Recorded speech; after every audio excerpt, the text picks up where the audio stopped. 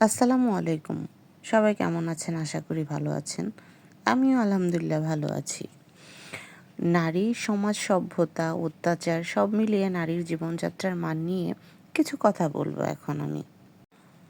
নারী সভ্যতার শুরু থেকে সমাজের আলো ও ছায়া দুদিকেই অবস্থান করছে।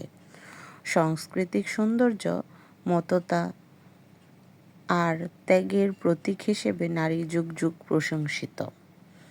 কিন্তু একই সঙ্গে অত্যাচার, অবমূল্যায়ন ও বৈষম্যের শিকারও হচ্ছে সেই নারী। শিক্ষার আলোয় আজ নারীর চিন্তা ও স্বাধীনতা পথ উন্মোচন হচ্ছে। গ্রাম থেকে শহর, প্রতিটি স্তরে নারীর জীবন ভিন্ন, অথচ সংগ্রামের রূপ এক। সমাজের বাধা, ধর্ম, বিধি, পারিবারিক প্রথা সবই কখনো কখনো তার পথগম্য করে না। তবুও নারী থেমে থাকে না। সে নবজাগরণের প্রতীক হিসেবে হয়ে ওঠে। মাতৃত্বে, কর্মে, দৃষ্টিতে, সৃষ্টিতে নারীর সভ্যতা প্রাণ ধারাবাহিকতা বহন করে আসছে। তার জীবনযাত্রার কষ্ট ও কৃতিত্ব গাথা এক বর্ণিত ইতিহাস।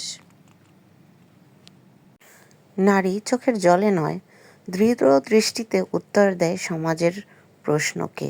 শত অবহেলার, নির্যাতন, তিরস্কারের মাঝেও সে মাথা নত করতে নারী নয়।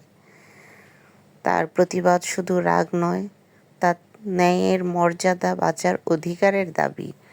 সংসার, সমাজ, কর্মক্ষেত্র সব জায়গায় সে নিজের অবস্থান তৈরি করে। ইতিহাসে প্রতিটি পরিবর্তনের পেছনেই কোনো না কোনো নারীর প্রতিবাদের আগুন জ্বালিয়েছে। সে জানে নীরবতা মানে অন্যায়কে শক্তি দেওয়া, তাই সে কখনো নীরবতাকে প্রাধান্য দেয় না। ধন্যবাদ।